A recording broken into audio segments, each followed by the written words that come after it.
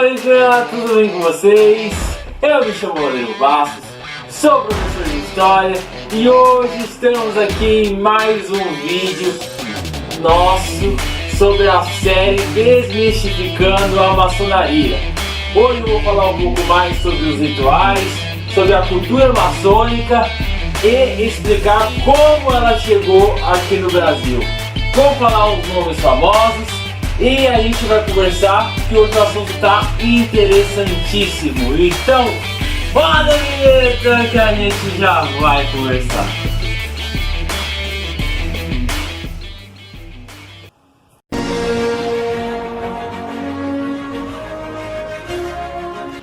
E o tema de hoje, galera, é como a maçonaria chegou aqui no Brasil. Antes de tudo, eu vou acrescentar o que eu estava falando no outro vídeo, pessoal, sobre algumas dúvidas que é capaz de ter ficado, algumas perguntas também que me chegaram no Instagram, que vocês mandaram, e eu vou responder agora. Gente, uma das perguntas que vocês me mandaram é por que a mulher não entra na maçonaria, se a maçonaria é machista. Gente, é aquilo que eu falei para vocês. A maçonaria, ela foi criada, o sistema dela foi criado numa época medieval, onde as mulheres não tinham participação popular. Vocês conhecem aquela coisa que eu posso até explicar depois sobre a menstruação da mulher, tem influência na personalidade dela. Por causa disso, como a maçonaria é uma filosofia tradicionalista, eles continuam seguindo dessa forma. Só que a mulher, gente, tem uma grande participação, porque ela vigia muitas vezes as atitudes do marido durante seu dia a dia. A sua forma de agir se condiz realmente com os lemas da maçonaria, que é a fraternidade, liberdade, igualdade, o amor, a caridade. Se o marido não estiver nos padrões que a maçonaria impõe, ela mesma vai formar a ordem e a ordem adormece esse irmão. Outra pergunta que eu vou responder. O pessoal falou, gente, Rodrigo, o maçom pode sair da maçonaria? Ele morre se ele sair da maçonaria? Matam ele? Gente, maçonaria não é máfia, não é Al Capone, não. Só que um maçom sempre será um maçom. É que nem o exército. Você sempre vai ser um soldado depois que você entrou dentro do exército ou que você foi para uma reservista. Se eles precisarem, eles vão te chamar. É a mesma coisa com a maçonaria, gente. Você pode sair. Eles dizem que você é adormecido, um irmão adormecido. Você sai e vai viver sua vida. Não precisa mais dar satisfação ou seguir as ordens da ordem, né? Eles chamam a maçonaria de ordem, né? Ordem maçônica. Então você vira um irmão adormecido. Você sai e vai viver sua vida, ninguém vai te matar, ninguém vai matar a sua família, gente. Isso aí é um mito que vem falando, se espalhando por aí. Beleza, pessoal? Gente, a maçonaria europeia influenciou, obviamente, a criação da maçonaria brasileira. Por quê? Portugal, gente, era a metrópole da colônia brasileira.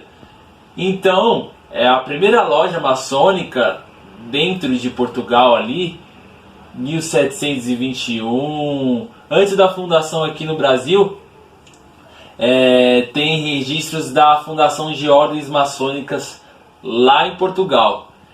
Um membro ilustre que depois vai influenciar muito aqui no Brasil as ordens maçônicas é o Marquês de Pombal, gente.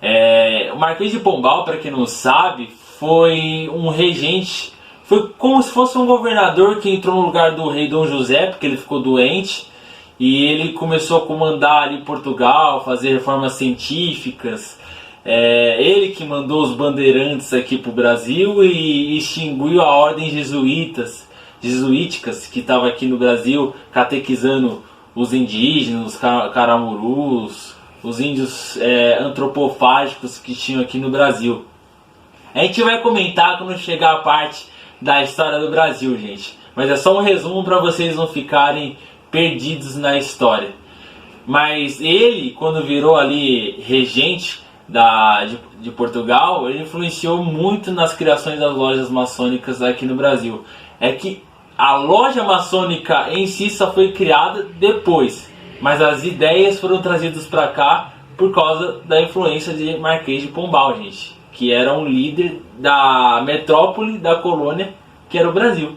Gente, a história da maçonaria aqui no Brasil começa em 1724. As primeiras documentações que a gente tem.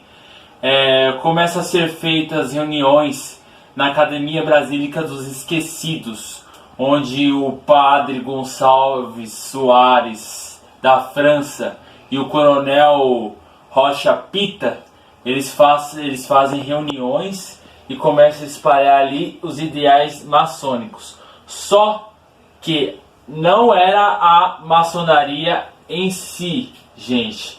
A maçonaria oficial foi promulgada em 17 de julho de 1822, onde tinha como os grãos maçônicos, grão-mestres, Gonçalves Ledo e Clemente Pereira. Gente, é impossível eu não comentar de uma figura famosa que participou da maçonaria, que no caso no Brasil foi Dom Pedro I. Ele foi grão-mestre na maçonaria e o nome dele, que ele se colocou, é o pseudônimo de Irmão Guazimotim, que era um rei do Império Maia.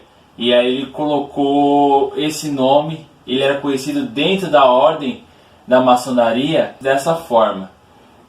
Gente, logo depois que ele vira grão-mestre dentro da maçonaria, que é uma posição altíssima, de ordem 33, tanto que eu vou comentar com vocês no final do vídeo sobre isso, sobre as posições da maçonaria, os ritos. Antes de acabar eu vou comentar isso. Ele tinha um posto muito alto na maçonaria.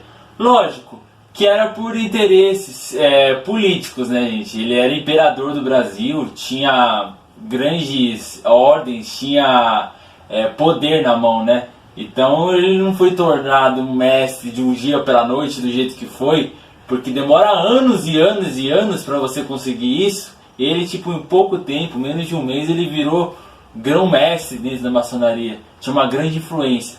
Ele e José Bonifácio também levou junto o ministro. Mas a maçonaria teve uma grande influência no dia do fico,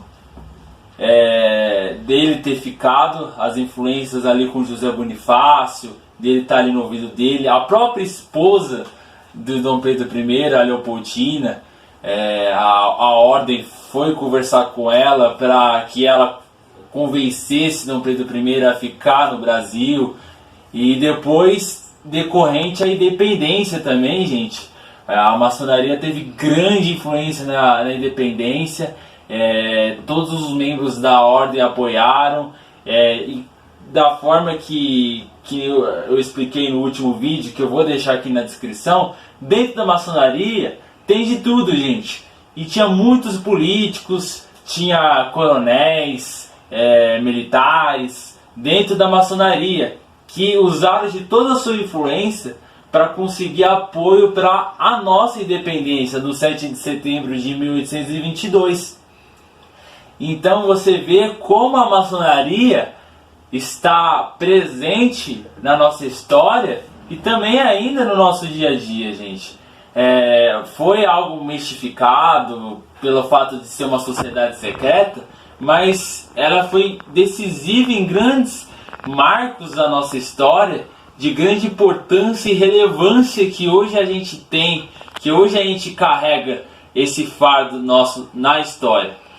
Gente, além de Dom Pedro I, eu vou falar alguns nomes de alguns famosos da história que foram maçons. Simão Bolivar, Thomas Jefferson, George Washington, Benjamin Franklin, Abraham Lincoln, Jean-Jacques Rousseau, Napoleão Bonaparte, Robespierre, Montesquieu. Todos esses nomes responsáveis por Revolução Francesa, Independência dos Estados Unidos, se vocês forem perceber as notas, as cédulas americanas, o dólar, todos eles têm ali símbolos maçônicos, gente. Tem o olho que tudo vê, o grande arquiteto do universo, que o próximo vídeo eu vou comentar símbolos maçônicos, que a gente vai conversar, vocês vão saber os símbolos, o que eles significam. Mas se você for ver, gente, nas cédulas americanas, tudo ali tem alguma coisa maçônica, algum rastro maçônico. Por quê? Porque os presidentes, aqueles responsáveis pela República dos Estados Unidos, eram maçons, gente. Thomas Jefferson, aquele que assinou a Declaração de Independência, era maçom. Então você vê como a maçonaria está presente na nossa história, não só do Brasil, mundial, gente. Ela é responsável por grandes pontos factuais de mudança na nossa história. Não é algo ruim. Eles influenciaram mudanças dentro da história importantes que hoje a gente carrega dentro do nosso ser. Gente, antes de finalizar o vídeo, eu vou comentar também a fonte de pesquisa. Eu ando estudando muito esse livro do Paulo Resutti, Dom Pedro, a História Não Contada. Eu acho ele muito completo. Eu acho que esse pesquisador, ele dá a importância e ele coloca a história como ela é. Ele não tenta colocar lados políticos, ele põe a história como ela é, pelas fontes de pesquisas dele.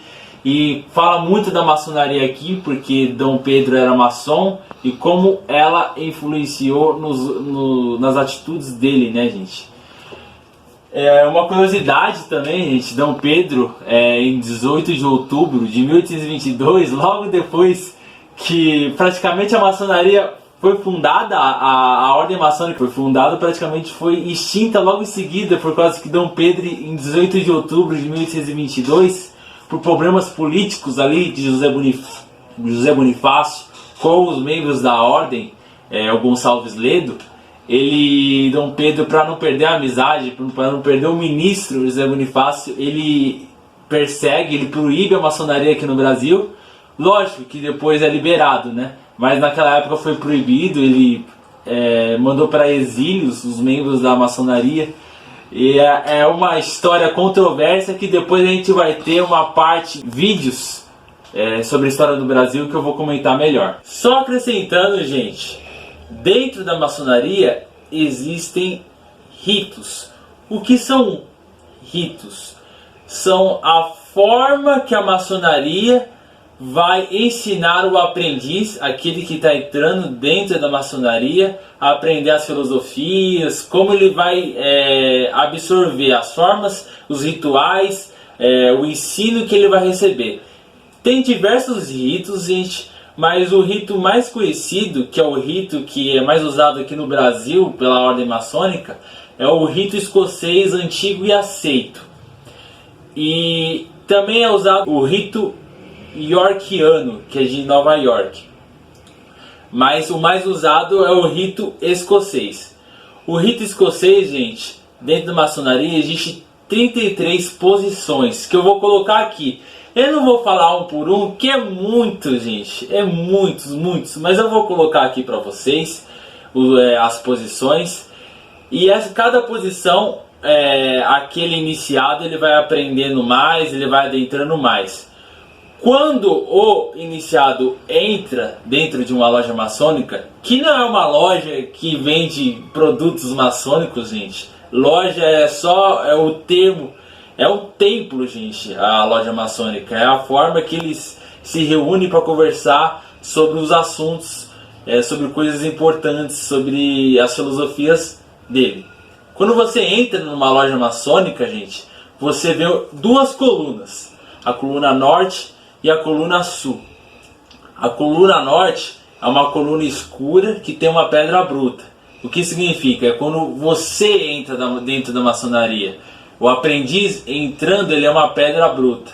E tem a coluna sul, que é uma coluna iluminada, que já tem a pedra lapidada ali, gente, na coluna sul, que é uma coluna iluminada. O que significa?